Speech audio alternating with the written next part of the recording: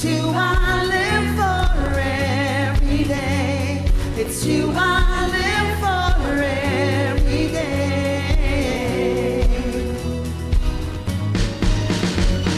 It's you I live for every day. It's you I live for every day. It's you I live for every day.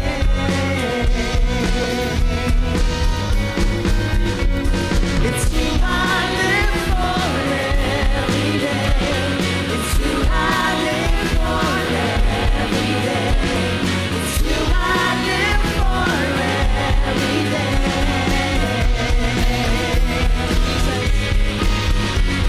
It's you I live for every day. It's you I live for every day. It's you I live for every day.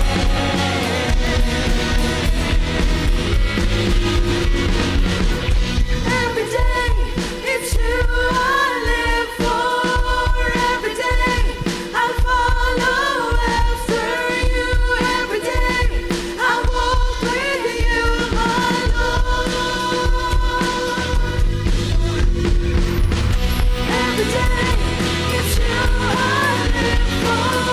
Every day, I follow after you. Every day, I walk with you, my Lord.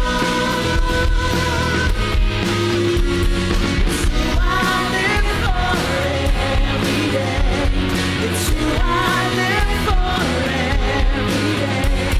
It's you I live for every day.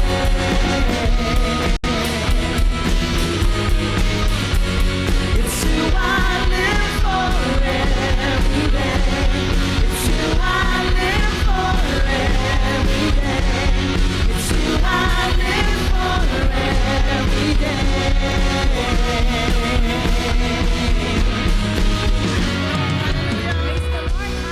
Amen.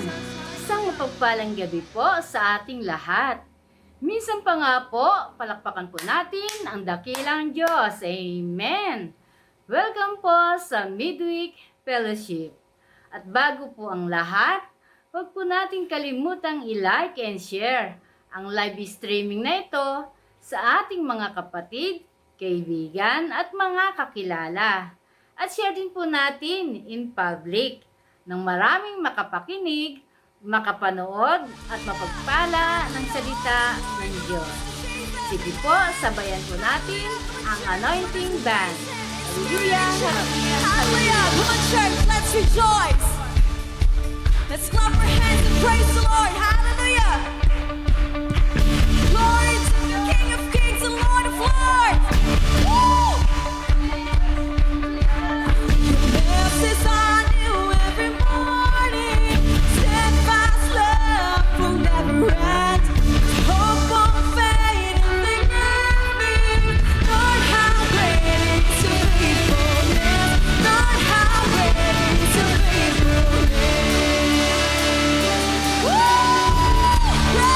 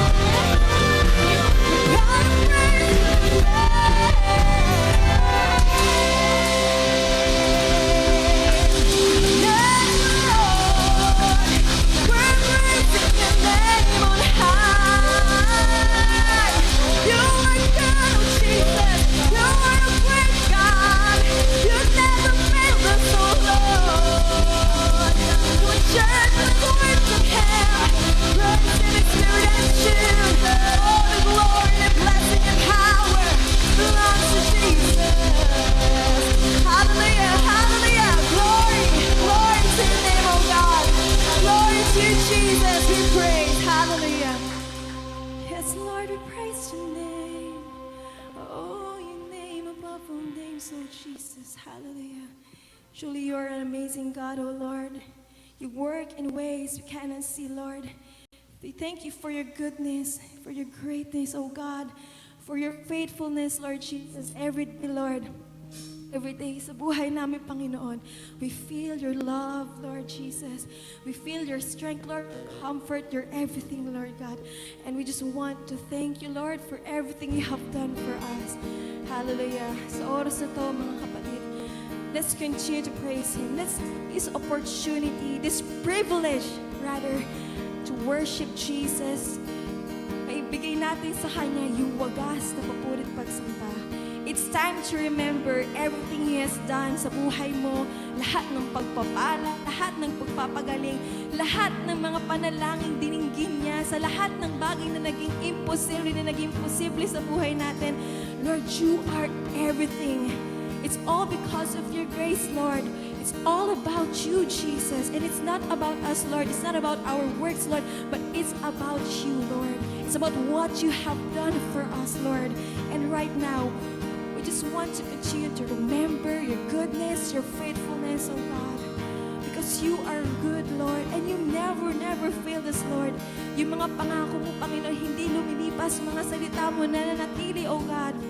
Ikaw ang Diyos, noon, ngayon at magpakailanman, Panginoon. At hindi yung nagbabago. And right now, we just want to continue to worship you, Lord.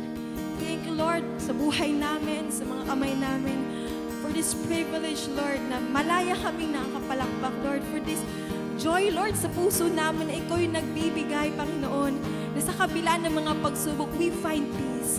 We find joy, Lord, because of you, Lord. Salamat, Panginoon, sa pag-ibig mo na wala nang tutulad at wala nang hihigit pa. Thank you, Lord Jesus, sa lahat-lahat. Brothers and sisters, let's continue to remember His goodness, His faithfulness, His amazing grace sa buhay natin. Jesus is here right now. He sees our hearts. He hears our praises. He sees us right now. Kung ano man yung nasa puso natin, nasa isip natin. And let's surrender everything kung ano man yung umahadlang pa, because Jesus is here right now. He is the name above all names. Let's lift everything, all the praises, all the glory belongs to the King of Kings and Lord of Lords. Thank you. Hallelujah. Hallelujah.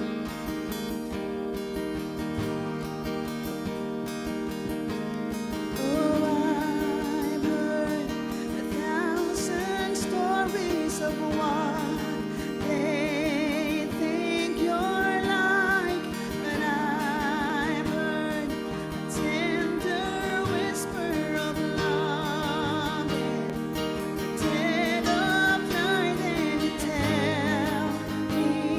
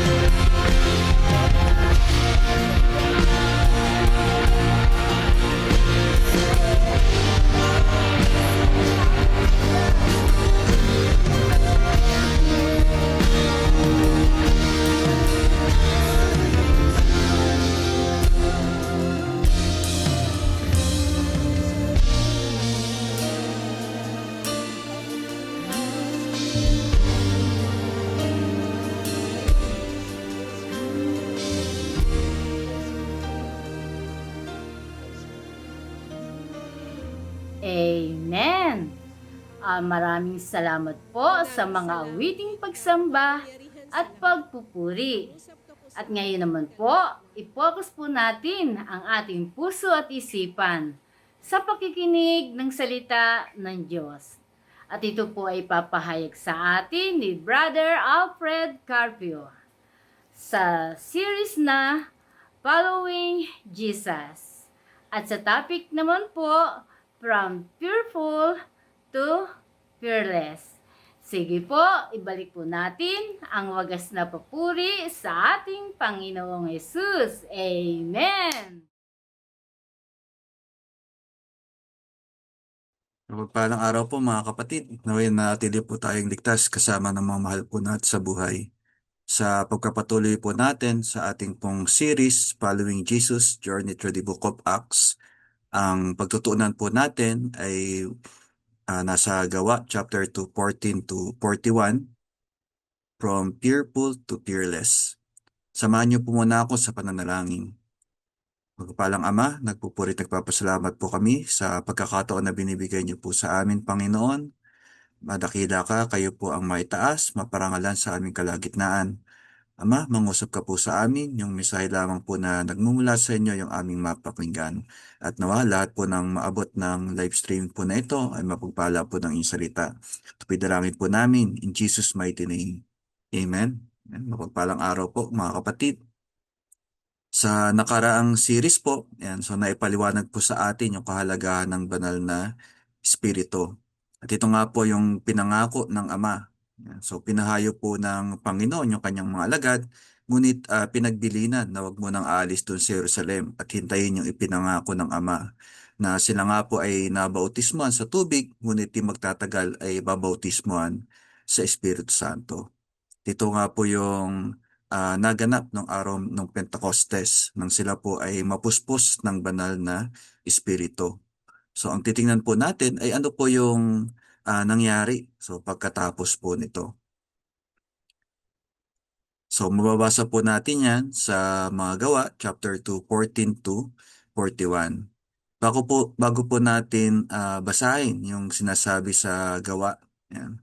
So pagtuunan po natin yung isa sa mga alagad na pagkatapos po na sila ay mapuspos ng banal na espiritu, ay ipinahayag po ang mabuting balita tungkol kay Kristo.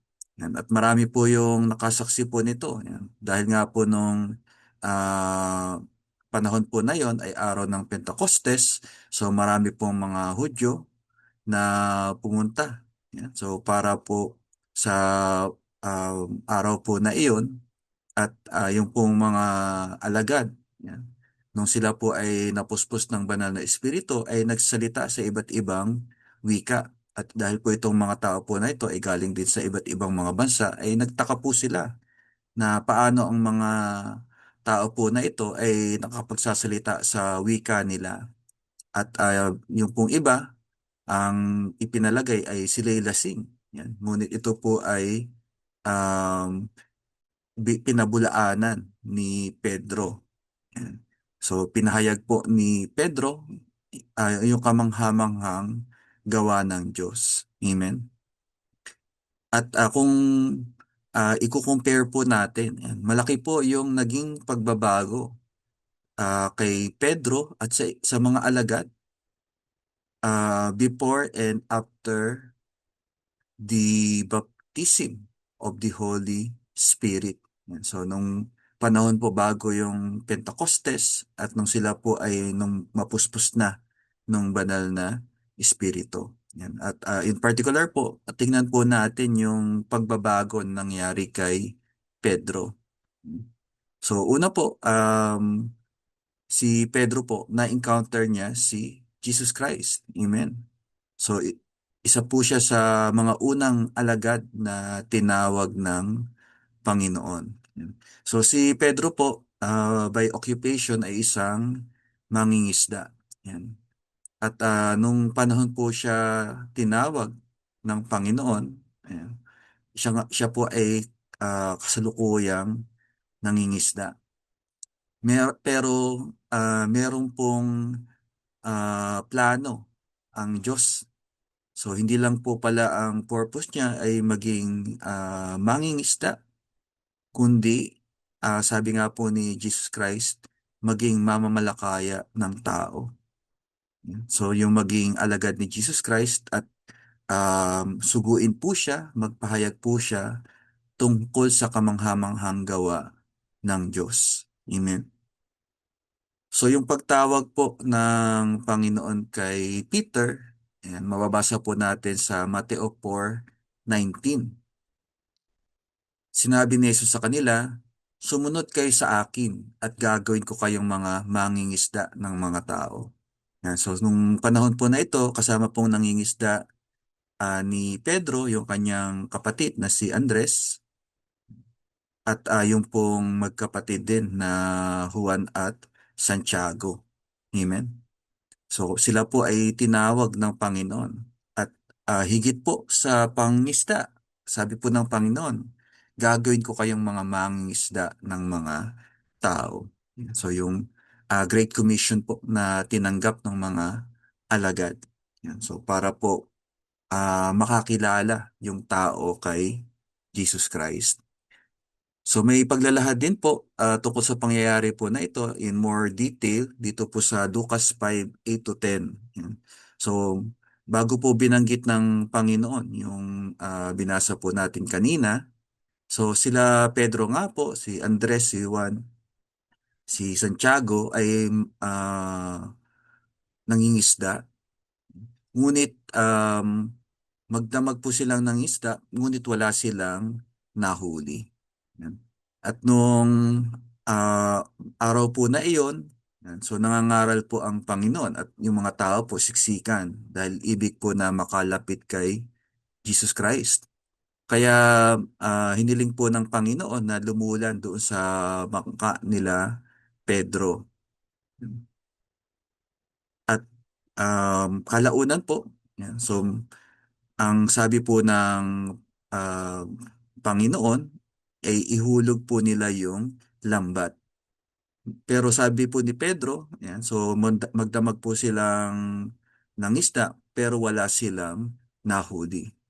So sa experience po ni Peter, walang huling isda. Yan. Pero dahil sinabi ng Panginoon, so hinulog po nila yung lambat. Yan. At gumawa po ng himala ang Panginoon, yan, na sa dami po ng huli, halos masira po yung lambat. Yan. At pinagtulungan na lang po nila Pedro, nila Juan, para po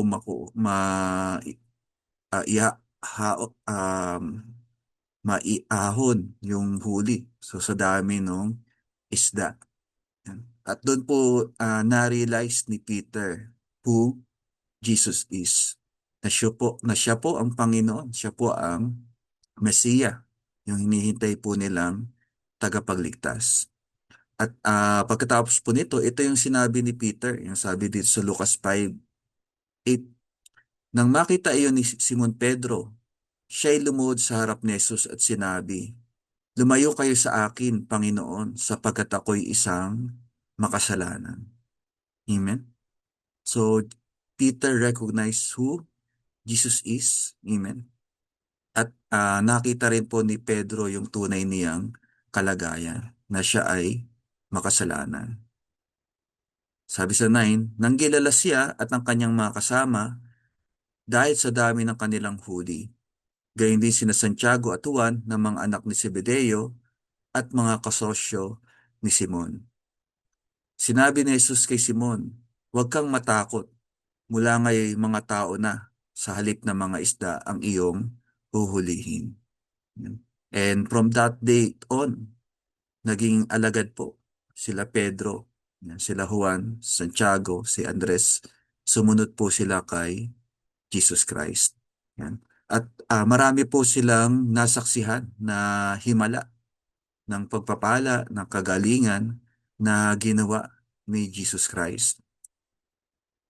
Si Pedro din po yung um, tinawag ng Panginoon at nakalakad sa ibabaw ng tubig. Nung panahon po na ito, Ayan, lulan po ng bangka yung mga alagad at malakas po yung hangin. Ayan, so meron pong bagyo at sa pagkakataon po nila nakita po nila na lumalakad sa ibabaw ng tubig si Jesus Christ. Ayan, sabi sa Mateo 14:25-31, nang madaling araw na'y sumunod sa kanila si Jesus na naglalakad sa ibabaw ng tubig. Kinalabutan sa takot ang mga alagad nang makita nilang may lumalakad sa ibabaw ng tubig. Multo, sigaw nila. Ngunit nagsalita agad si Jesus at sinabi sa kanila, "Huwag kayong matakot, ako ito." Sinabi ni Pedro, "Panginoon, kung talagang ikaw nga iyan, papuntahin mo ako diyan sa kinaroroonan mo, sa ibabaw ng tubig." Sumagot siya, "Halika." Mula sa bangka ay lumakad si Pedro sa ibabaw ng tubig, papunta kay Jesus. Ngunit nang mapansin niya na malakas ang hangin, siya'y natakot at nagsimulang lumubog. "Panginoon, sagipin ninyo ako," sigaw niya. Agad siyang hinawakan ni Jesus. "Bakit ka nag-alinlangan? Napakaliit ng iyong pananampalataya," sabi niya kay Pedro. Amen. At marami pa pong mga himala na tulad po na ito, yung nasaksihan nila Pedro at ng mga alagad. Amen. So nando din po na nakita po nila kung paano po pakainin ng Panginoon yung libo-libong tao at maging yung pagbabagong anyo ng Panginoon. Yan. So kasama rin po si Pedro at yung ibang mga alagad na nasaksihan po nila yung transfiguration. Yan, yung nagniningning ang Panginoon. At kasama po niya si Moises at si Elias. Si Pedro din po yung nagsabi, yung sabi rito sa Mateo 17:4-8. Sinabi ni Pedro kay Jesus, "Panginoon, mabutit naririto kami. Kung gusto ninyo, magtatayo ako ng 3 tolda. Isa sa inyo, isa kay Moises at isa kay Elias." Habang nagsasalita pa si Pedro, nililiman siya ng napakaliwanag na ulap. Mula rito'y may tinig na nagsabi, "Ito ang minamahal kong anak na lubos kong kinalulugdan. Pakinggan ninyo siya." Nang marinig ng mga alagad ang tinig, labis silang natakot at nagpatira pa. Ngunit nilapitan sila ni Jesus at hinawakan. "Tumayo kayo, huwag kayong matakot," sabi niya. Nang tumingin sila, si Jesus na lamang ang kanilang nakita. Amen? So yung pong mga kamanghamanghang pangyayari po na ito, yan. So kasama po si Pedro na naging saksi. At um, si Pedro din po yung nagpahayag na si Jesus ang tagapagligtas. Amen? Sabi sa Mateo 16:15-17, tinanong uli sila ni Jesus, "Ngunit para sa inyo, sino ako?" Sumagot si Simon Pedro, "Kayo po ang Kristo." So ibig po sabihin ng Kristo, tagapagligtas, ang anak ng Diyos na buhay. Sinabi sa kanya ni Jesus, "Pinagpala ka, Simon na anak ni Jonas, sapagkat ang katotohanan ito'y hindi inihayag sa iyo ng sinumang tao, kundi ng aking Ama na nasa langit." Amen. So nireveal po ng Ama, yan, kay Pedro yan, at maging po sa ibang mga alagad sino si Jesus Christ, na siya po ang Kristo, ang anak ng Diyos na buhay. At ang katotohanan po na ito by grace mula po sa kagandahang loob ng Ama. Yan. At kung babalikan pa po natin yung iba pa pong pangyayari sa gospel, so nung kasama pa po ni Jesus Christ yung mga alagad, yan. So makikita rin po natin yung karakter ni Peter. Yan. So nandun po yung boldness niya, yan, nga po sa mga nabasa po natin. So pinapahayag po niya kung ano yung nararamdaman niya eh. Pero impulsive din. Yan. Very confident din po si Peter. Yan. Pero kalaunan po makikita po natin na yung boldness niya, yung confident niya ay um, hindi rin consistent. Yan. So may pagkakataon, nandoon din yung takot. At nandun nga po um, yung boldness po niya na sabihin yung gusto niya. At anong pinapahayag po ni Jesus Christ na siya po ay iiwanan ng lahat, ano po yung sabi ni Pedro? Sabi sa Marcos 14:27-31, sinabi ni Jesus sa kanila, ako'y iiwan ninyong lahat sapagkat sinasabi sa kasulatan, papatayin ko ang pastol at magkakawatak-watak ang mga tupa. Ngunit pagkatapos na ako'y muling buhayin, mauna ako sa inyo sa Galilea. Sumagot si Pedro, kahit na po kayo iwan ng lahat, hindi ko kayo iiwan. Yan. So, ganyan si Peter.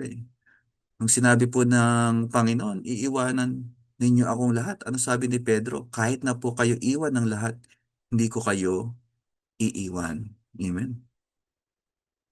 Sabi ni Jesus sa kanya, tandaan mo, sa gabi ring ito, bago tumilaok ang manok ng makalawa, 3 beses mo akong ikakaila. Amen. Subalit lalong ipinagdiinan ni Pedro, kahit ako'y patayin kasama ninyo, hindi ko kayo ikakaila. Ganon din ang sinabi ng lahat. Amen. So ganun po si Peter sa boldness niya, sa pagsasalita. Sinabi niya sa Panginoon, kahit na po kayo iwan ng lahat, hindi ko kayo iiwan. Kahit na sinabi na ng Panginoon na sa gabi ring iyon, itatatwa niya si Jesus Christ. Pero ipinagdiinan pa ni Pedro, kahit ako'y patayin kasama ninyo, hindi ko kayo ikakaila. Amen. At actually, hindi lang po si Peter. Yan, sabi rito, ganun din ang sinabi ng lahat. Amen. So sinabi rin nila na hindi nila iiwan si Jesus Christ. Yan. Pero ano po yung nangyari? So nung pagkatapos po na ito, nung nalangin po ang Panginoon sa Getsemani, pagkatapos po siya po ay ipinagkanulo ni Judas at siya po ay dakpin.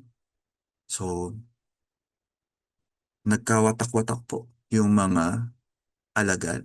So iniwan din po nila si Jesus Christ. Amen. So lamang si Pedro po sinundan. Yan. So nung pong dakpin ang Panginoon, sinundan po niya. Amen. At habang um, nandun po sa kapulungan ang Panginoon. Yan. So nandun po sa patio si Pedro. Yan. So dito mababasa po natin sa Marcos 14:66-72. Samantala, si Pedro naman ay nasa patio sa ibaba nang lumapit ang isang babaeng katulong ng pinakapunong pari. Yan. So nung panahon po na ito ay yung pinahirapan po ang Panginoon. Nakita nito si Pedro na nagpapainit sa apoy. Pinagmastang mabuti at pagkatapos ay sinabi, kasama ka rin ni Jesus na taga Nazaret. Ngunit nagkaila si Pedro. Wala akong nalalaman sa sinasabi mo. Umalis siya at nagpunta sa labasan. At tumilaok ang manok. Nakita na naman siya ng babaeng katulong at sinabi sa mga naroon, ang taong ito'y isa sa kanila. At muling nagkaila si Pedro. Makalipas ang ilang sandali, sinabi kay Pedro ng mga nakatayo roon, talagang isa ka nga sa kanila, taga Galilea ka rin, hindi ba? Parusahan nawa ako ng Diyos. Kung nagsisinungaling ako, hindi ko kilala ang taong iyan, sagot ni Pedro. Siya namang pagtilaok muli ng manok. Naalala ni Pedro ang sinabi sa kanya ni Jesus. Bago tumilawak ang manok ng 2 beses, 3 beses mo akong ikakaila. Nalumo siya at nanangis. Amen? So, sa kabila po na sinabi ni Peter kay Jesus Christ na hindi niya iiwan at handa siyang mamatay. Pero sa pagkakataon po na ito, nangyari yung sinabi ng Panginoon na bago tumilaok ang manok ng 2 beses, 3 beses na ikinaila ni Pedro si Jesus Christ. Amen? So bakit po? Yan, so maaring sa takot. Ayaw po na ni Peter na malaman ng mga tao na alagad po siya ni Jesus Christ. Yan. So sa pagkakataon pa na to, yung pinakita pong boldness, yung courage ni Peter, nag-collapse. Yan. Dahil po sa takot. Yan. Dahil sa sitwasyon. Yan. So bagamat kilala po ni Pedro kung sino si Jesus, na siya po ang Kristo, ang anak ng Diyos na buhay.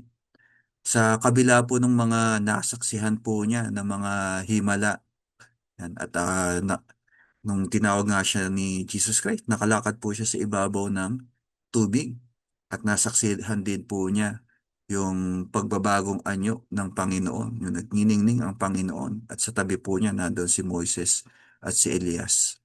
Amen. At maari din po na nandun po yung pagtingin, mataas na pagtingin ni Peter kay Jesus Christ. Yung paniniwala ni Pedro, yung pananampalataya rin ni Pedro. At maging yung pagsunod ni Pedro kay Jesus. Pero nung pagkakataon po na ito, tinatwa po niya si Jesus Christ. So, hindi po pala sapat yung nalalaman po natin. Hindi po pala sapat yung alam natin. So, maging yung naranasan po natin o nasaksihan po natin para ah, boldly magpatotoo po tayo kay Jesus Christ. Yan. So, si Peter, kasama po niya ang Panginoon.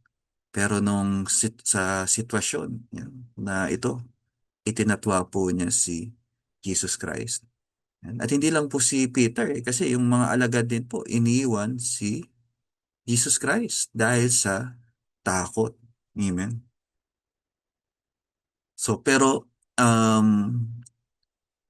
hindi lang din po yung mga alagad, hindi lang din po si Pedro, tayo rin. Amen.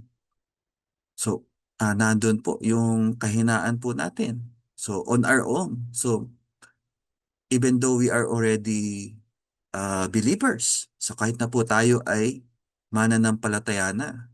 Amen. So, meron pong kulang para po tayo maging buhay na patotoo tungkol kay Jesus Christ. Amen. So, sila Pedro, amen, sila Juan, amen. So, bagamat nandun po yung tinanggap din po nila yung pagtatalaga ng Panginoon. So, hinanda nga po sila ng Panginoon. Nandun din, tinuruan po sila ng Panginoon. Pero merong kulang. Amen. At after the resurrection, amen. So, ang nangyari nga po kay Pedro, yan. So, dahil po sa nung dinakip po ang Panginoon, so natakot po sila at tinatwa ni Pedro ang Panginoon. Amen. So, nandun po yung um, na-discourage yan, si Peter. Amen. So, ano po ginawa sa kanya ng Panginoon? So, ni-restore at ni-remind ng Panginoon si Pedro sa pagkatawag sa kanya ng Panginoon. Ayan. So, after po nung mga pangyayari po na ito, ayan, after po nung um, pagpapakasakit ng Panginoon sa krus, ayan, so, si Pedro po, ayan, bumalik sa pangingisda. Ayan. So, bumalik sa kung ano po yung ginagawa niya nung una. Ayan. At sinamahan po siya ng mga alagad. Yan, babasa po natin ito sa 1:21, 3-7. Sinabi sa kanila ni Simon Pedro, mangingisda ako, sasama kami, sabi nila. Amen. So, anyway, may ano rin may gift din si Peter for leadership. Yan, kasi tingnan niyo, yung mga alagad sumama sa kanya nung mangisda siya. Amen. Umalis nga sila at sumakay sa isang bangka. Magdamag silang ng isda, subalit wala silang nahuli. Nang mag-uumaga na, tumayo si Jesus sa pangpang, ngunit siya'y hindi nila nakilala. So this is after the resurrection. Ang Panginoon muling nabuhay. Amen. So hindi po siya natili sa libingan. At nagpakita po ang Panginoon sa mga alagad. Pero sa pagkakataon po nito, hindi nila nakilala ang Panginoon.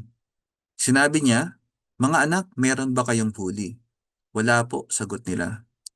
"Ihulog ninyo ang lambat sa gawing kanan ng bangka at makakahuli kayo," sabi ni Jesus. Inihulog nga nila ang lambat at nang hilahin nila ito, ay hindi nila makaya sa dami ng huli. Sinabi kay Pedro ng alagad na minamahal ni Jesus, "Ang Panginoon iyon." Amen. So na-realize ng mga alagad na yung kausap pala nila si Jesus Christ. Kasi parehong-pareho po yung pangyayari nung una rin po silang tawagin ng Panginoon. So magdamag po silang ng huli pero wala po silang nahuli. At ang sinabi ng Panginoon na ihulog nila yung lambat ay halos masira yung lambat sa dami ng kanilang huli. Amen. So nung malaman po ni Peter na si Jesus Christ po yon, so ano po yung ginawa nila? So pumunta po sila sa Panginoon. At ang Panginoon naman po, nag-minister sa kanila. So, ibig sabihin po nung pag-ministry, pinaglingkuran sila ng Panginoon. Amen. Pinaghanda po sila nung agahan. Yan. So, ganyan po ang Panginoon. Amen. So, bagaman siya po ay hari, Panginoon. Pero sa kabila po nito, siya pa yung naglingkod. Ano po yung nangyari pagkatapos? Sa verse 15, pagkakain nila, tinanong ni Jesus si Simon Pedro, "Simon, anak ni Juan, iniibig mo ako ng higit sa mga ito?" "Opo, Panginoon, alam ninyong mahal ko kayo," tugon niya.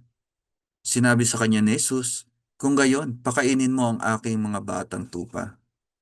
Muli siyang tinanong ni Jesus, "Simon, anak ni Juan, iniibig mo ba ako?"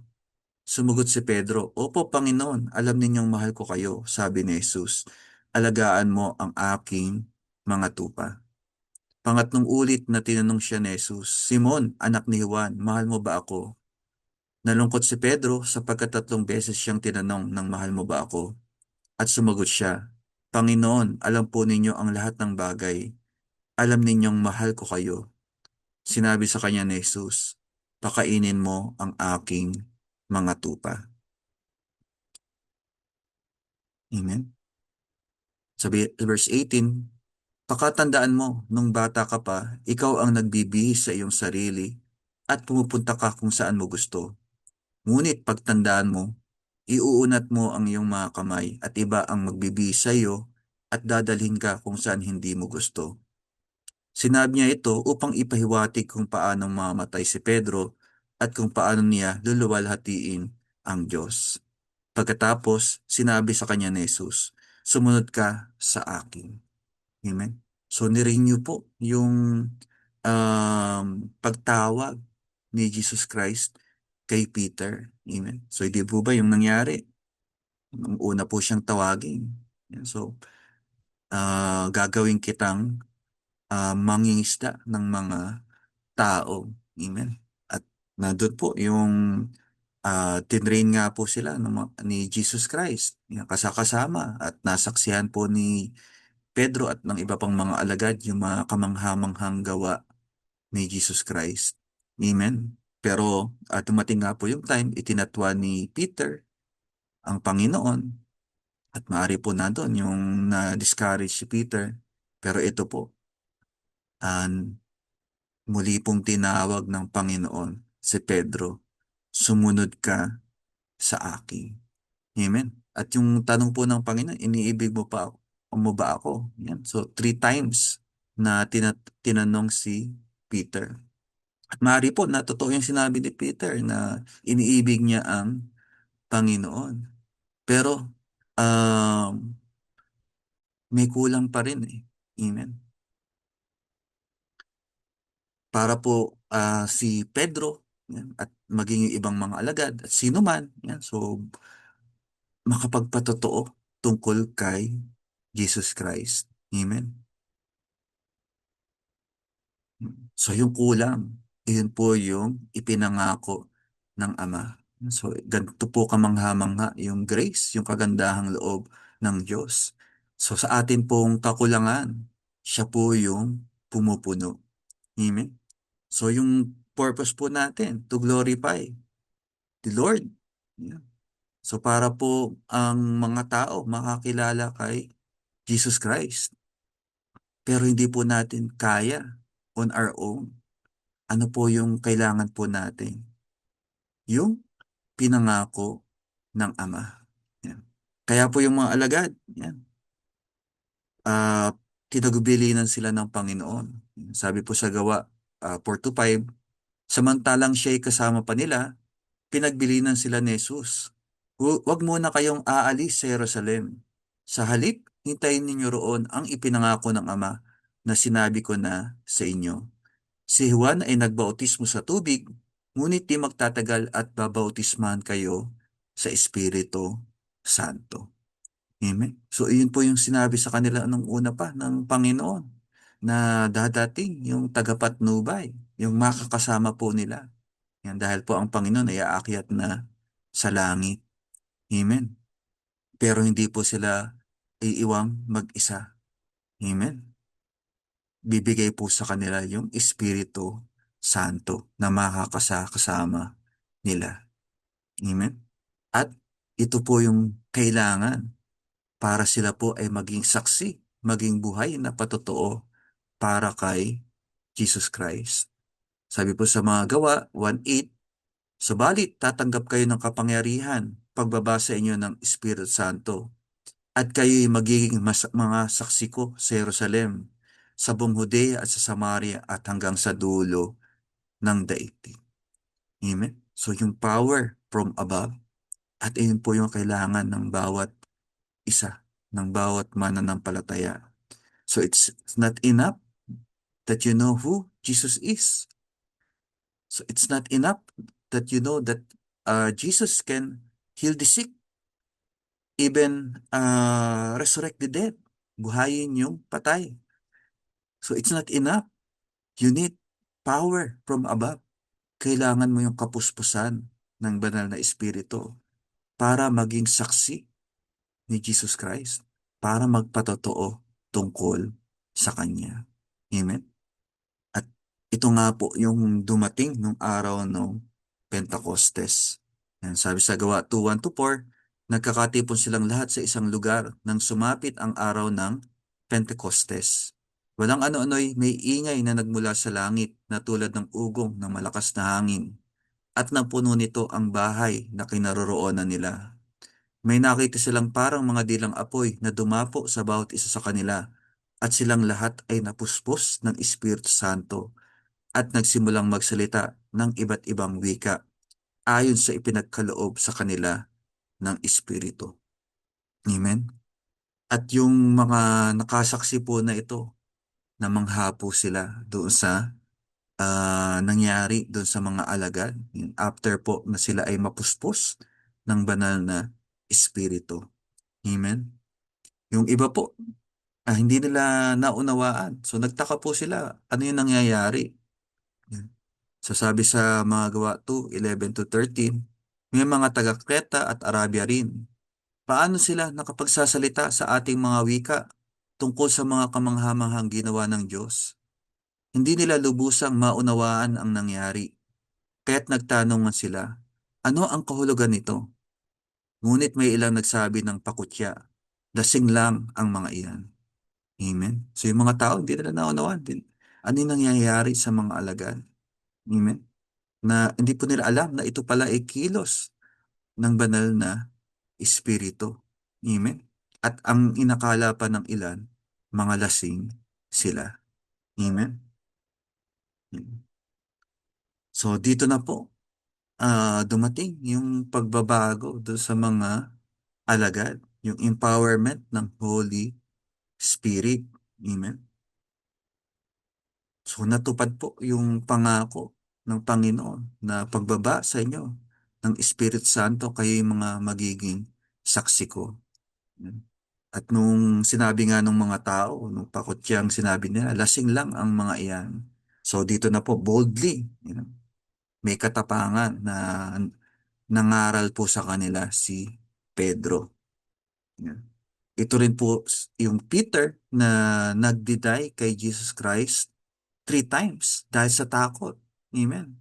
Na katulad din ng mga alagad. Yan. So iniwan si Jesus Christ. Amen. Pero nung mapuspos ng banal na espiritu, so hayagan sa harap ng maraming tao. Yan. So libo-libong tao nagpahayag po si Pedro tungkol kay Jesus Christ. Bakit po? Dahil sa empowerment ng Holy Spirit. Yan. Ano po yung sinabi ni Pedro? Yan, sabi sa Gawa 2:14 and the following, kaya tumayo si Pedro kasama ng 11 apostol at nagsalita ng malakas. Mga taga-Hudeya at kayong lahat na nakatira sa Jerusalem, pakinggan ninyong mabuti ang sasabihin ko. Hindi lasing ang mga taong ito, gaya ng palagay ninyo. 9:00 pa lamang ng umaga ngayon. Ang nakikita ninyo ay katuparan ng ipinahayag ni Propeta Joel. Amen? So ano po yung sinasabi sa kasulatan? Ito ang gagawin ko sa mga huling araw, sabi ng Diyos. Ibubuhos ko ang aking espiritu sa lahat ng tao. Ipahayag ng inyong mga anak na lalaki at babae ang aking mensahe. Ang inyong mga kabataang lalaki ay makakita ng mga pangitain at ang inyong matatandang lalaki ay magkakaroon ng mga panaginip. Sa panahong iyon, ibubuhos ko rin ang aking espiritu sa aking mga alipin, maging lalaki at maging babae, at ipahahayag nila ang aking mensahe. Amen? So yung mga alagad po,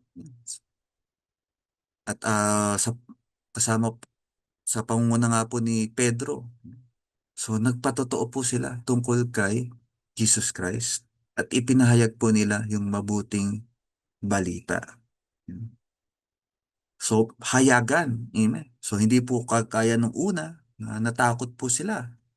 Yan. So si Pedro itinatwa ang Panginoon. So they declared boldly. Yan. Yan. So si Pedro nga po hinahayag, hindi mga lasing. Ito'y katuparan ng sinasabi sa kasulatan. Pinangako ng Diyos na ibubuhos niya yung kanyang espiritu. Amen. So sa mga anak na lalaki, sa babae, sa alipin. Yan. So sa ibig po ng Panginoon. Amen. So nandun po yung katotohanan na pagka ikaw ay napuspos ng banal na espiritu, so hindi ka na lang magiging tagapakinig lang. Hindi ka na lang magiging sitting ministry. Amen. Hindi ka na lang yung spectator, kundi magpapatotoo ka na rin tungkol kay Jesus Christ. Amen. So si Pedro po publicly, yan, so tumayo po siya sa harap ng maraming tao at ipinahayag po niya ang katotohanan na ito. So nandun po yung ipinaliwanag niya ano yung nangyayari kasi nga hindi maunawaan. Amen. So maari pong tayo rin, minsan naharap tayo sa sitwasyon na um, may kaguluhan. So hindi maganda yung nangyayari. So marami pong tao dito, lupaypay. Hindi nila naunawaan ano yung mga nangyayari na ito. Bakit ganito yung mundo? Bakit ganito yung buhay ko? Amen. So nandun pa rin sa dilim. Amen. At walang masilungan. Sabi nga, mga tupang walang pastol. Amen.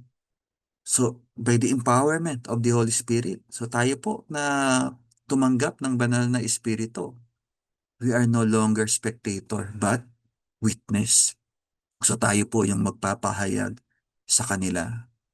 Ano ba yung ibig sabihin ng mga nangyayari po na ito? Amen. At yung kapahayagan po sa empowerment ng banal na Espiritu. Amen.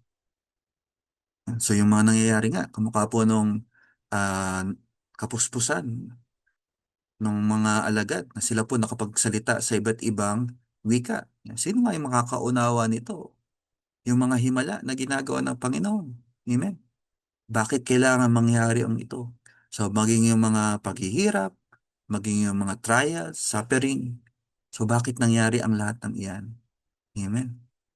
So, tayo po yung magpapaliwanag. Tayo po yung magpapaunawa sa mga tao. Yan. So, yung mga tao, maaring may mga haka-haka sila eh. Pero yung karunungan nga po ng tao, ang dudulot po nito, kapahamakan. Amen. Pagkawalay sa Diyos. Yan. So, mahabang panahon, tayo rin po. Nanatili po tayo sa mga maling paniniwala. Mga haka-haka din natin. Sabi na ganito, sabi ni ganyan. Yung mga tradisyon, yung mga nakamulatan. Pero hindi naman pala iyon yung katotohanan. Ayon sa salita ng Diyos. Amen. So, tayo po yung magpapaliwanag sa kanila. Yan. So, yung sinabi ng mga tao, mga lasing iyan. Yan. So, piniliwanag ni Pedro, hindi. Hindi mga lasing. Iyan ay dahil sa banal na Espiritu. Amen. At pinakita po nila, piniliwanag po nila yung sinasabi sa kasulatan. Yan. So kaya po yung when you are spirit-filled, so hindi po ang ipapahayag mo ay taliwas doon sa sinasabi ng kasulatan. So yan po, magandang indication po yan. Pagka po iba yung ipinahayag, ibang katotohanan, ibang mabuting balita, hindi si Jesus Christ, amen? Hindi po yan sa banal na espiritu. Baka ibang espiritu po yan, amen? So dahil isa lang po yung mabuting balita, isa lang po yung daan sa kaligtasan, si Jesus Christ. Amen? Yan. At iyan po, sa kapuspusan ng banal na espiritu, iyan po yung ipapahayag ng mananampalataya. So, people will be directed to what is being told in the Word of God. So ano yung sinabi sa salita ng Diyos? Yan, dahil yung kasulatan, ito po patungkol kay Jesus Christ. Amen? Yan. At kung ikaw, yan, so filled by the Holy Spirit, so hindi ka matatakot. Yan. So siguro kung wala yung banal na Espiritu, yan, so baka magkagulo eh. Amen? Confusion yung idulot nung nangyari. Kasi hindi na unawaan ng mga tao eh. Amen? Pero, once you are filled by the Holy Spirit, you will speak the truth. Katotohanan yung ipapahayag mo. So, hindi po confusion yung idudulot. Pag ikaw ipinapatnubayan ng banal na Espiritu, magpapahayag ka ng katotohanan. Amen? At sa patnubay ng banal na Espiritu, yeah. So, pinahayag po ni Pedro yung sinasabi sa kasulatan, yung sa salita ng Diyos. Amen.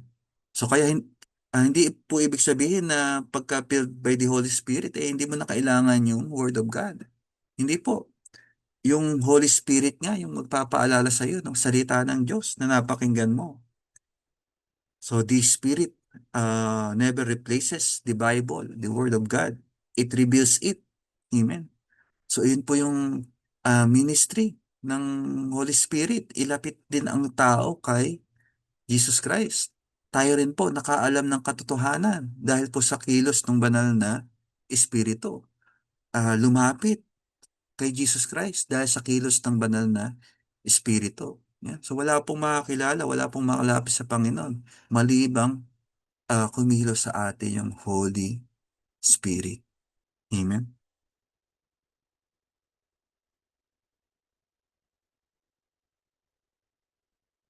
So kaya po yung um, kahalagahan ng banal na espiritu.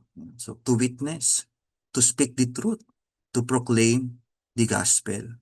Ipahayag po yung katotohanan ng kaligtasan. Tuloy po natin yung ipinahayag po ni Pedro dito po sa mga gawa 2:14 and the following. Sabi sa verse 19, Magpapakita ako ng mga kababalaghan sa langit at mga himala sa lupa, dugo, apoy at makapal na usok. Ang araw ay magdidilim, ang buwan ay pupulang parang dugo, bago dumating ang dakila at maluwalhating araw ng Panginoon. At sino mang tumawag sa pangalan ng Panginoon ay maliligtas. Amen? So ano po yung pinahayag ni Peter? Pagkatapos po na mapuspos po siya ng banal na espiritu, ipinahayag yung kaligtasan in Jesus' name. Amen? Sabi sa 21, sino mang tumawag sa pangalan ng Panginoon ay maliligtas. Amen? So, Peter point to Jesus Christ. Amen? So, hindi yung tinaas yung sarili, hindi yung mga alagad, yung mga kasama niya, ang ipinakilala si Jesus Christ. Yan po yung bunga ng kapuspusan ng banal na espiritu. So, pinaliwanag ngayon ni Peter who Jesus is. Yan. Sabi sa 22, mga Israelita, pakinggan ninyo ito. Si Jesus na taga Nazaret ay sinugo ng Diyos. Pinatunayan ito ng mga himala, mga kababalaghan, at mga palatandaang ginawa ng Diyos sa pamamagitan niya. Alam ninyo ito sapagkat ang lahat ng ito ay naganap sa kalagitnaan ninyo. Ang Jesus na ito na ipinagkanulo sa inyo ayon sa pasya at kaalaman ng Diyos sa mulat mula pa ay ipinapako ninyo at ipinapatay sa mga taong masasama. Subalit siya'y muling binuhay ng Diyos at pinalaya mula sa kapangyarihan ng kamatayan sapagkat hindi maaring siya'y bihagi nito. Amen? So, pinroclaim ni Peter who Jesus is. Yeah. And verified. So, yung mga tao, alam nila. So, yung mga pangyayari po na ito, kaya hindi maikakaila. Ito si Jesus Christ na muling nabuhay. Binuhay, muling binuhay ng Diyos. Amen. Kaya po hindi haka-haka lang ng tao. Nandito yung mga patotoo. Amen. Ito yung mga palatandaang ginawa ng Diyos. Ito yung sinasabi sa kasulatan. Ito yung mga ginawa ni Jesus Christ, revealing who He is. Amen. Na siya po ay ang anak ng Diyos. Siya po yung ipinangako na tagapagligtas. Amen. At siya po yung nabuhay na muli. Amen. Hindi nanatili sa libingan. Amen.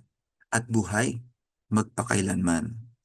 Yan. Sabi sa 25, gaya ng sinabi ni David tungkol sa kanya, nakita ko ang Panginoon na lagi kong kasama. Hindi ako matitinag sapagkat kapiling ko siya. Dahil dito, natuwa ang puso ko at ang mga salita ko'y napuno ng galak at ang katuwaan ko'y manatiling may pag-asa. Sapagkat ang kaluluwa ko'y di mo pababayaan sa daigdig ng mga patay at hindi mo hahayaang makaranas ng pagkabulok ang iyong banal na lingkod. Itinuro mo sa akin ang mga landas patungo sa buhay dahil ikaw ang kasama ko. Ako'y mapupuno ng kagalakan. Amen.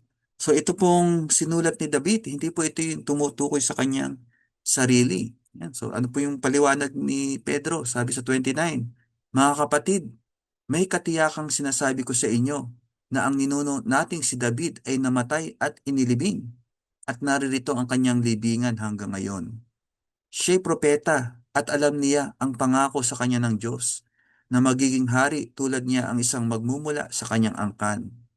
Noon pa man ay nakita na ni David ang muling pagkabuhay ng Kristo at ipinahayag niya ito ng kanyang sabihin.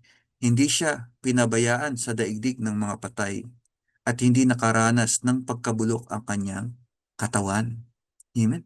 So yung tinutukoy po ni Haring David sa kanyang sulat, si Jesus Christ. Amen? So hindi na natili sa libingan, muling nabuhay. Amen? At yung katotohanan, amen. So ipinahayag ni Pedro, ito yung ipinapatay ninyo. Ito yung ipinapako ninyo sa krus. Amen.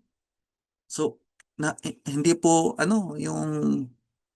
yung sugar coated yung pangangaral na ginawa ni Peter. Amen. Pinahayag po niya yung katotohanan. Amen. So, ganun din po. Halimbawa po, yung katotohanan tungkol sa kasalanan. Ipahayag po natin. Amen. Yung katotohanan sa kamatayan. Yan, yung kabayaran ng kasalanan. Ipahayag po natin. Katotohanan po ito. Yung ang tao patungo sa kapahamakan. Katotohanan po ito. Amen. At yung papawalang sala ng kaloob ng Diyos through Jesus Christ. Ito po yung katotohanan din na dapat malaman ng tao. Amen. At ito po boldly through the empowerment of the Holy Spirit. So ipinahayag po nila Pedro. Even the resurrection. Amen. Yung muling pagkabuhay. Amen. So bagamat nung panahon po na ito, hindi lahat. So naniniwala sa pagkabuhay ng mga patay. Pero ito ay katotohanan at pinatunayan dahil po ang Panginoon muling nabuhay. At ito po, central sa message po ng kaligtasan na ang tao, sabi nga po ng Panginoon, kahit mamatay, kung nananalig po sa Kanya, muling mabubuhay. At yung nananalig sa Kanya, hindi na mamamatay kailanman. Amen? So there's resurrection and life if you believe in Jesus Christ. Amen? Pinahayag din po ni Peter who Jesus is. That is Lord. Siya po ang Panginoon at yung mananalig sa Kanya, maliligtas. Siya yung Savior. Amen. At siya rin po yung binigyan ng karapatan ng Ama na humusga yung darating sa paghuhukom. Amen.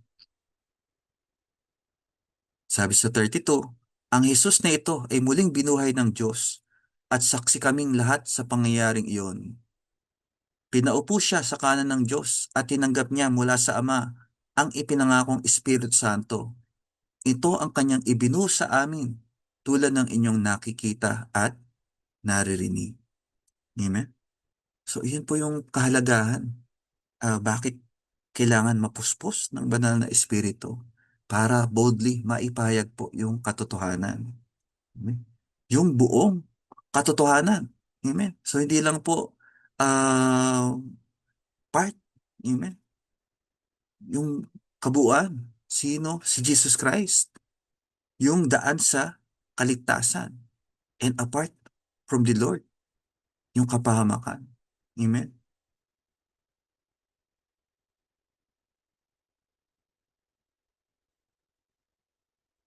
Sabi sa 34, hindi si David ang umakyat sa langit, kundi sinabi lamang niya, sinabi ng Panginoon sa aking Panginoon, maupo ka sa kanan ko, hanggang lubusan kong mapasuko sa iyo ang mga kaaway mo. Kaya't dapat malaman ng buong Israel na itong si Jesus na ipinako ninyo sa krus ay siyang ginawa ng Diyos na Panginoon at Kristo. Amen? So yan nga po, hindi po yung partial lang.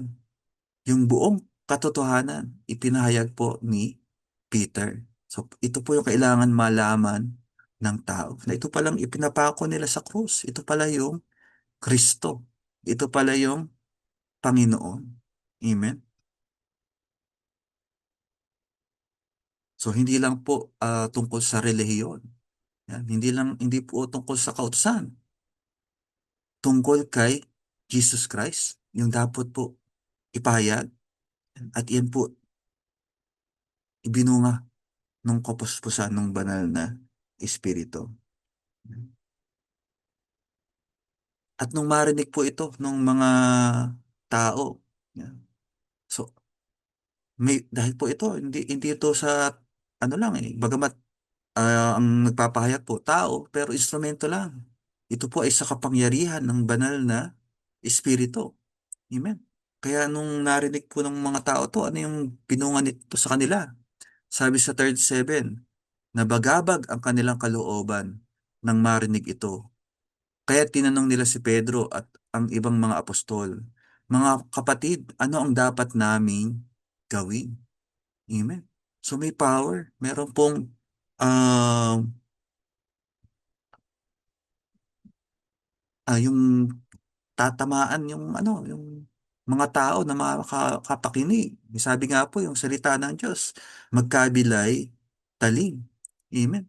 So yung mga tao po na to, narinig po nila yung mensahe tungkol kay Kristo, nabagabag ang kanilang kalooban. At tinanong po nila yung mga apostol, ano yung dapat nilang gawin. Amen. So true gospel produces repentance. Amen. So, nandun yung pagbabago. Amen. So, kaya po, pagka hindi empowered by the Holy Spirit, sayang. Amen. Baka walang idulot sa tao. Walang kapangyarihan Walang authority. Amen. So, pero kung meron pong kapuspusan ng banal na espiritu, nandun po yung ibubunga sa tao. So dahil hindi po ang tao mismo, hindi yung nangangaral, yung magbabago sa tao, ang Panginoon, ang banal na Espiritu. Amen. So yung mga tao po na ito, nabago. Amen. Meron pong um, dinulot sa kanila yung salita na kanilang napakinggan. So sa ibang salin po, sabi, cut to the heart. Amen. Nabagabag ang kanilang kalooban. Amen. At yung tanong nga po nila, ano ang dapat namin gawin? Yun. So meron palang dapat when people hear the gospel, when they hear the message, may udyok sa kanila. So hindi po walang ibubunga o walang respond. So dapat merong tugon, merong dapat gawin. So laging ganun po, may mensahe po ang Panginoon. And this will move people into action. Amen. Ang tanong ng mga tao, ano yung dapat naming gawin? Sabi sa 38, sumagot si Pedro, pagsisihan ninyo, talikuran ang inyong mga kasalanan at magpabautismo kayo sa pangalan ni Jesucristo upang kayo'y patawarin. Amen. Repentance. Amen. So, yun po, magbabago sa tao. Amen. At tatanggapin ninyo ang kaloob ng Espiritu Santo. Amen. So ito po yung, sabi nung nakaraan, requirement. Amen. Pagsisihan ninyo talikuran ang inyong mga kasalanan. So accept that we are sinner, that apart from Christ, we are nothing. We can do nothing. Amen. At magpabautismo sa pangalan ni Heso Kristo. Amen. Ibig sabihin, receive Jesus Christ. Amen. Kasi yung pagbabautismo po, ito ay tanda o larawan ng ginawa ng Panginoon. Death and resurrection na tayo po ay nakikiisa sa kamatayan at muling pagkabuhay ni Jesus Christ. So that's the essence of baptism. Amen. Upang kayo'y patawarin at tatanggapin ninyo ang kaloob ng Espiritu Santo. At ito po yung magkukonvict sa atin. So dito na po magsisimula yung pagbabago, yung transformation. So sa kilos ng banal na Espiritu sa buhay ng mananampalataya. Sapagkat ang pangako ay para sa inyo at sa inyong mga anak at sa lahat ng nasa malayo, sa bawat taong tatawagin ng ating Panginoong Diyos. So by grace, so nandyan po yung kagandahang loob ng Diyos. Kaya po sinugo yung mga alagad para malaman po natin ang katotohanan na ito para tayo magkaroon ng daan sa kaligtasan. Amen? So pag sinabi nga pong repentance, change of mind, magbago ng isip, change of allegiance. Yan. So kung tayo po sa sanlibutan, dati pinaghaharian ng dyablo, ngayon po tayo po ay pinalaya na at nasa paghahari na ng Diyos. Amen? At yung baptism is public identification that we receive Jesus Christ. na tinanggap po natin si Kristo. At pagkatapos po na ito, yan, sabi sa verse 40, marami pang inilahad si Pedro upang patunayan ang kanyang sinabi at nanawagan siya sa kanila. Iligtas ninyo ang inyong mga sarili mula sa parusang sasapitin ng masamang lahing ito. Sabi sa verse 41, kaya't ang mga naniwala sa ipinangaral niya ay nagpabautismo at nadagdagan ang mga alagad ng may 3,000 katao ng araw na iyon. Amen? Yeah. So, yun po yung kaibahan pagka nandun yung kapuspusan ng banal na espiritu. So, nandun po yung authority, nandun po yung power, nandun. It cuts through the heart. Yeah. So, maranasan ng tao na ito yung katotohanan. Ito yung kapahayagan tungkol kay Jesus Christ. At nandun yung udyok para magbago. Amen. To repent, to turn away from sin, to believe in Jesus Christ, and to receive the Holy Spirit. Amen. Yan. So, nung pagkakataon po na ito, yan. So, sabi rito, 3,000 katao yung nadagdag. Amen. So, ibig sabihin na tumanggap kay Jesus Christ, na born again, na bago yung buhay. So, ano po yung nire-reveal po dito sa atin? So, nandun po yung sa pagsunod sa Panginoon. Nandun po yung empowerment by the Holy Spirit. Amen. Sa kapuspusan ng banal na Espiritu, nandun po yung public witness na tayo po maging buhay na patotoo para kay Jesus Christ, maging saksi. Amen. Following Jesus calls for repentance. May transformation, may pagbabago ng buhay. Wala na yung dating pagkatao. Tayo ay bago na. And following Jesus is a lifelong journey. Amen. So nagpatuloy po. Hindi po natapos dito yung paghayo ng mga alagad. Simula pa lang po ito. Sa mga gawa 3, dito na po nakaranas ng persecution yung mga alagad. Amen. So tingnan po natin yung kaibahan. So before, nandun yung takot. Yan. Nandun yung pagtatwa sa Panginoon. Amen. Nung ni-receive yung Holy Spirit, nandun yung boldness, nandun yung katapangan, ipahayag yung katotohanan, ipahayag yung mabuting balita, yung salita ng Diyos, who Jesus is, at ano yung dapat gawin ng tao para maligtas. Amen? So, maari pong tayo po ay dumadalo na, yan, nakakapakidig na ng salita ng Diyos. Pero kung hindi pa po tayo nag-witness, ano po yung kulang? Kapuspusan ng banal na Espiritu. Amen? So we need to receive the Holy Spirit and stand up boldly, proclaim the good news about Jesus Christ. Amen? So ito po ayon sa pangako ng Diyos. Sabi sa 1:14, 26-27, ngunit ang patnubay, ang Espiritu Santo na isusugo ng Ama sa pangalan ko, ang siyang magtuturo sa inyo ng lahat ng bagay at magpapaalala ng lahat ng sinabi ko sa inyo. Amen? So mapapalitan po yung takot.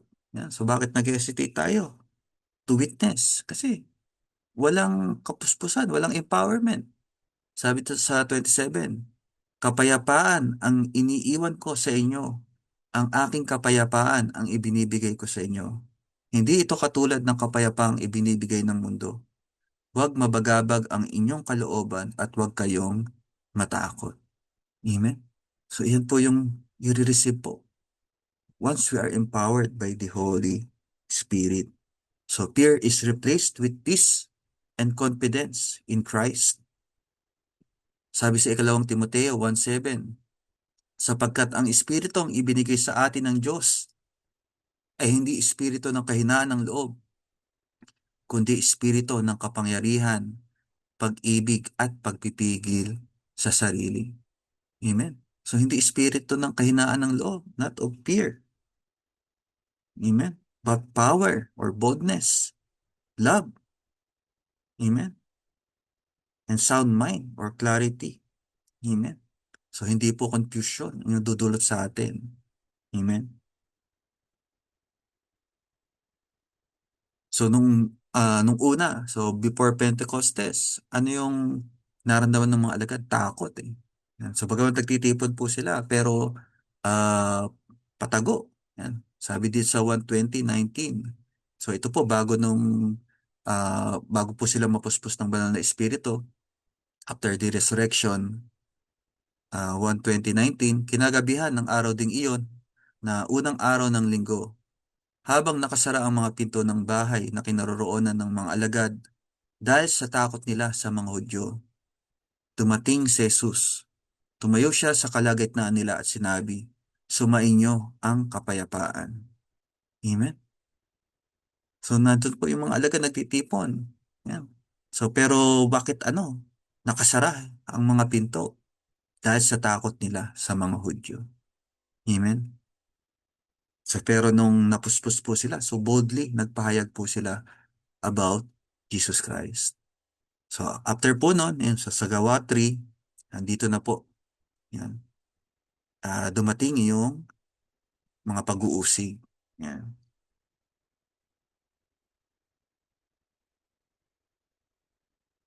So sa Gawa 3, yan, so pinagpatuloy po ng mga alagad yung kanilang pangangaral, yung public ministry. Pero dito na rin po nagsimula yung mga oposisyon. Yan. Sila Pedro at Juan, yan. Meron po silang nakitang lalaking lumpo. Yan. So sa pintuan ng templo, yan. At sabi po ni Pedro, wala kaming pilak ni ginto. Ngunit sa pangalan ni Jesus, tumindig ka. Amen. So pinagaling yung lalaking lumpo. Yan. At nung pagkakataon po na yon, yan, so pinersecute po sila Pedro at Juan. So pinaaresto po sila, ah, nilitis, yan, at pinagbilinan na wag mangangaral tungkol kay Jesus Christ. Amen. So sinaktan, tas um, pinalaya, pero nandun yung bilin na wag nang mangangaral tungkol kay Jesus Christ. Yung sabi po sa Gawa 4:18. At nakita po nila na yung pag-uusig na sinabi nga ng Panginoon sa kanila nung una, kung inusig nila ako, uusigin din kayo. Amen. So kung hindi po tayo nakaranas ng pag-usig, baka kasi hindi naman tayo nagwi-witness. Amen. Kung hindi tayo nagwi-witness, baka kasi hindi naman tayo alagad. Amen. Kung hindi po tayo alagad, baka hindi pa tayo kumikilala kay Jesus Christ. So, yun po yung mahirap doon. Amen. Kaya pakasuriin po natin, are we already witnessing for Jesus Christ? Amen. Yan. At nung yung mga alagad po, yan, so nakaranas ng pag-uusig, yan, nagtipon-tipon po sila at sama-samang nanalangin. Yan. So ano po yung ipinanalangin nila? Yan, sabi sa Gawa 4:25-26, kayo po ang nagsalita sa pamamagitan ng aming ninunong si David, na inyong lingkod nang sabihin niya sa patnubay ng Espiritu Santo, bakit galit na galit ang mga hintil at ang mga tao'y nagbalak ng mga bagay na walang kabuluhan? Naghanda para sa digmaan ang mga hari sa lupa at nagtipon ang mga pinuno laban sa Panginoon at sa kanyang hinirang. Amen. So as believer, as children of God, amen. So part po yan that you will be persecuted. So maaring lahat, amen. Maaring lahat ng kakilala mo, lahat ng dating malalapit sa'yo, after you are born again, makakilala sa Panginoon. iba na. Ayaw na nila sa'yo. Amen. Nandun na yung, hindi na yung maganda yung naririnig mo. Amen. So part po yun, persecution. Noon pa, binanggit na, sabi ni David, sa patnubay ng Espiritu Santo. Amen. Nandun yung mga pag-uusig. Amen. At ito rin po yung naranasan ng mga alagad. Yan sabi po sa 27, nagkatipon nga sa lungsod na ito sina Herodes at Poncio Pilato, kasama ang mga hintil at ang buong Israel, laban sa inyong banal na lingkod na si Jesus, ang inyong hinirang. Nagkatipon sila upang isagawa ang lahat ng bagay na inyong itinakda noon una pa man ayon sa inyong kapangyarihan at kalooban. At ngayon, Panginoon, tingnan ninyo, pinagbabantaan nila kami. Bigyan ninyo ng katapangan ang inyong mga alipin upang ipangaral ang inyong salita. Iunat ninyo ang inyong kamay upang magpagaling at loobin ninyo na sa pangalan ng inyong banal na lingkod na si Jesus ay makagawa kami ng mga himala. Amen. So ito po yung prayer ng mga alagad. So they prayed for boldness, bigyan ng katapangan para ipangaral ang salita ng Diyos. Amen. So dininig po ba sila ng Diyos? Sabi sa 31, pagkatapos nilang manalangin, nayanig ang kanilang pinagtitipunan. Silang lahat ay napuspos ng Espiritu Santo at buong tapang na nangaral ng salita ng Diyos. Amen? So kaya po yung kapuspusan ng banal na Espiritu, hindi lang po minsanan. Maaari po nating hilingin every time. Amen? So kasi every time, haharap tayo sa battle.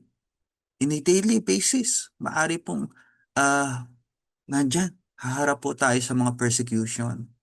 At yung kaaway po natin, may kapangyarihan.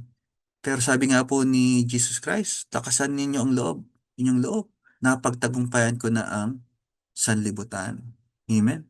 At higit yung espiritu na nasa inyo kaysa sa espiritu na nasa sanlibutan. So ano yung tinutukoy po ni Jesus Christ? Yung banal na espiritu. So as for feeling of the Holy Spirit, yung kapuspusan ng banal na Espiritu. Amen. So ito po, bukod pa doon sa, nung una pong tinanggap po nila yung kapuspusan ng banal na Espiritu nung Pentecostes sa Gawa 2. Ito po, after na sila po ay nakaranas, nakita nila yung mga pag-uusig, naranasan po nila, na kabi-kabila, yung umuusig po sa kanila. So ano po ginawa nila? They pray for boldness at pinagkaloob po muli sa kanila yung kapuspusan ng banal na espiritu. Kaya po patuloy. Yan. So hilingin po natin yung tayo po ay mapuspos, mapuno ng banal na espiritu. So hindi naman po ibig sabihin na nawawala yung Espiritu Santo. So nanatili po sa atin yung Espiritu Santo. Pero iba po yung indwelling and infilling, yung nanatili at yung kapuspusan. Yan. So ito po yung empowerment ng Holy Spirit, yung kapuspusan ng banal na Espiritu. At ito po, maari paulit-ulit po na tayo po ay mapuspos ng banal na Espiritu. At ito po yung kailangan po natin to boldly proclaim the good news.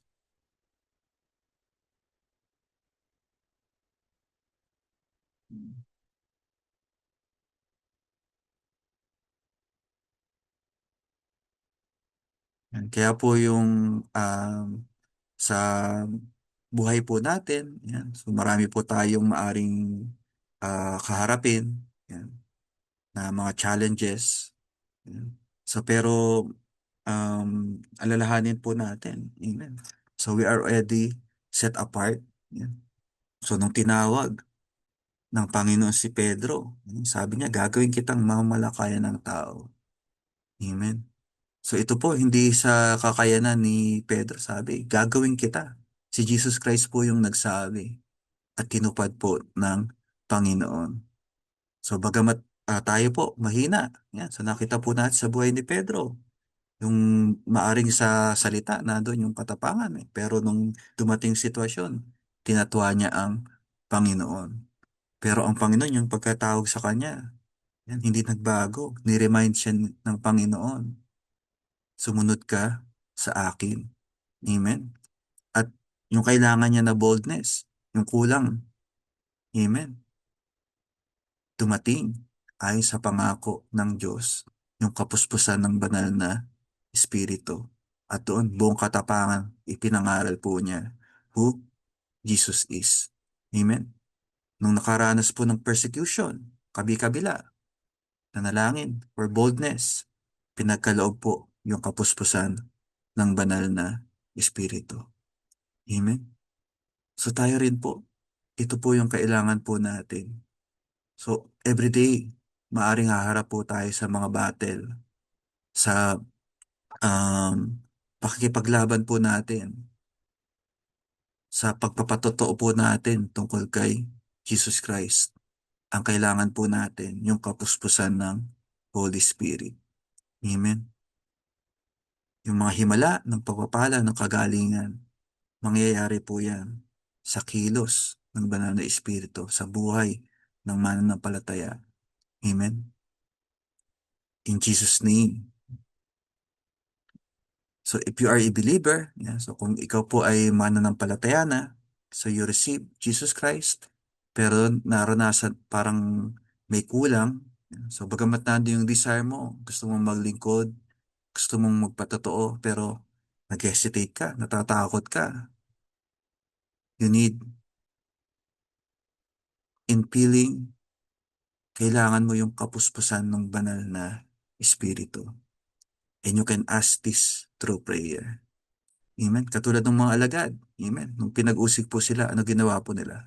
Nung nalangin po sila, bigyan po sila ng katapangan, ipahayag yung salita ng Diyos at pinagkalo po sa kanila, yung kapuspusan ng Espiritu Santo.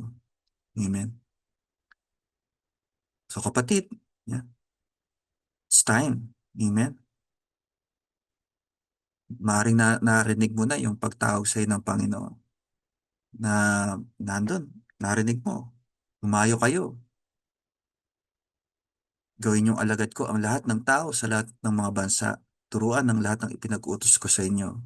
Tandaan ninyo, ako'y laging kasama ninyo hanggang sa katapusan ng panahon. In your seed,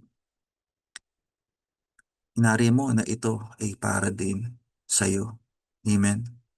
So you are called. Pero sabi ng Panginoon, hintayin niya yung ipinangako ng Ama na bautismohan kayo sa tubig, ngunit di magtatagal, ibabautismohan kayo sa Espiritu Santo. How can we be baptized? So pray, hilingin po natin yung kapuspusan ng banal na Espiritu. Amen. And you will have boldness to witness for Jesus Christ. Amen. Sama-sama po tayong manalangin. Hilingin po natin yung kapuspusan ng banal na Espiritu. Lord, praise you Lord, sa lahat po Ama, sa mga mensahe na to na aming napakinggan. Patuloy nyo nga po itong itanim sa aming puso, sa aming isipan, Panginoon. Patuloy na ipaunawa yung kahalagahan po nito sa aming buhay. Salamat po Ama sa kaligtasan na ipinaranas niyo sa amin sa pamagitan ng aming Panginoong Kristo. Salamat po sa banal na Espiritu na tagapatnubay namin. Ama, kayo po yung unawa, nakakita ng aming kalagayan, ng aming mga kahinaan, Panginoon. Ama, dalangin po namin na kami ay puspusin nyo ng inyong banal na Espiritu at magkaroon ng katapangan na maging buhay na patotoo para kay Kristo. Nang sa gayon, marami pa po yung makakilala sa inyo, manampalataya sa inyo, Panginoon. Ama, bigyan niyo po kami ng pananalita na hindi pa mapapabulaanan, Panginoon, at yung katotohanan na nagmumula sa inyo, na kayo po ang Kristo, kayo ang anak ng Diyos na buhay. Ama, kayo rin po yung nakakaalam kung sino po yung mga tao na nangangailangan na makapakinig ng inyong mga salita. Gabayan niyo po kami sa pamagitan ng Banal na Espiritu. I-guide niyo po kami, Panginoon, sa aming pamilya, sa aming mga katrabaho, ah, mga kaeskwela, kaibigan, kamag-anak, lahat po ng mga kasalamuha po namin, Panginoon. Bigyan niyo po kami ng katapangan, ng kaparaanan, Panginoon, maging buhay na patotoo para sa inyo. At sa lahat po na ito, ang dalangin po namin, kailangan po yung maihayag, kailangan po yung madakila, mapapurihan. Ito po yung dalangin po namin, ang may pasalamat. In Jesus' mighty name. Amen. And nawa po yung napagpala po tayo ng mga salita ng Diyos. God bless us all. Amen! Alam ko po na pagpala tayo ng salita ng Diyos sa gabing ito. At muli po, magkita-kita tayo sa darating na Miyerkules, Midweek Fellowship. Meron din pong Youth Fellowship. Every Saturday naman po, 5 to 6:30 p.m. At meron din pong Sunday Fellowship. Dalawang session naman po ito. Isang 9 to 11 a.m. at isang 2 to 4 p.m. At bilang pagtatapos ng ating gawain, pastor natin, mahal natin. Ang community natin ng lingkod, mahal natin. Siyempre po, pamilya natin, mahal natin. At ang tema po ng taon, tapat na lingkod ni Kristo, buhay na patotoo. God bless us all.